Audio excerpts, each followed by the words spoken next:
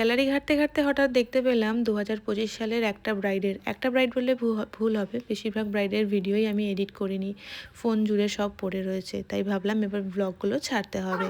তো ডেটটা ছিল 5 ডিসেম্বরের। তো আমরা লোকেশনে পৌঁছে গেছিলাম। ব্রাইড লেট করছিল বলে আমরা শাড়িটা ঠিকঠাক করে সেট করে রাখছিলাম।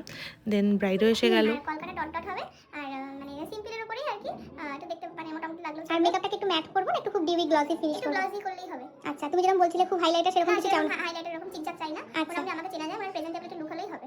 ওকে ওকে, চলো কিরকম ক্লিপ দেখা যায়। Thank you. ব্রাইডের সাথে লুক ডিসকাশন করে নিয়ে আমরা মেকআপটা শুরু করলাম।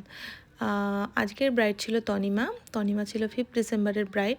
তনিমার কোনো দিন সে সাজেনি, কোনো মেকআপ করেনি, তাই তার মেকআপ নিয়ে খুব সেরকম কোনো আইডিয়া তো ছিল না, সেটা বড় কথা নয়। মানে সে ভয় পেত যে মেকআপ কীরকম হবে, মেকআপ হলে হয়তো স্কিনে খুব র্যাশ, ইচিং এই সমস্ত হবে।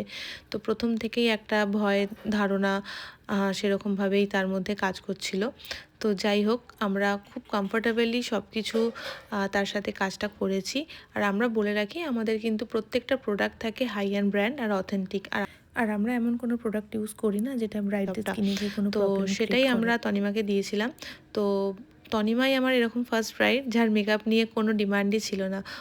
ওর একটাই কথা ছিল, দিদি আমাকে যেরকম ইচ্ছা একটু সাজিয়ে দিলেই হবে।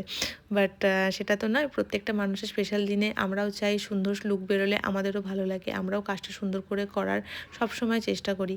তো ব্রাইড অ্যাজ ইউজুয়াল তার লুক নিয়ে খুব খুশি ছিল। তো আমি লাস্ট অবধি খুব একটা ক্লিপ নিতে পারিনি, যেহেতু ব্রাইডের যা টাইমিং ছিল তার থেকে সে অনেকটাই লেট করে বসেছিল।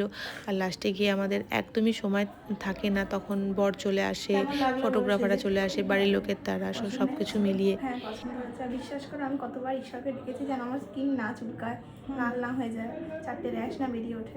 ঠিক আছে, মানে আমি কখনোই এইসব করিনি। আর মানে আমার স্কিন খুব খারাপ। আচ্ছা, তো সেইখান থেকে সব ঠিক আছে তো? হ্যাঁ, কোনো ইচিং, র্যাশ, কোনো কিছু প্রবলেম? আমি মানে বসার কতবার ঠাকুরের কাছে দেখেছি যে আমার যেন স্কিন এক্ষুনি মানে কিছু সমস্যা না হয়ে দাঁড়ায়।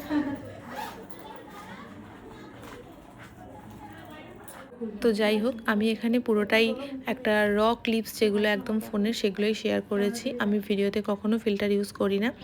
আর তনিমার এই লুকটা তোমাদের কেমন লাগলো জানিও। তনিমার লুক নিয়ে খুব হ্যাপি ছিল। ইভেন ও আমাকে পরে বলেছেও যে সবাই ওকে বলেছে লক্ষ্মী ঠাকুরের মতো লাগছিল। সত্যিই ওকে লক্ষ্মী ঠাকুরের মতো লাগছিল।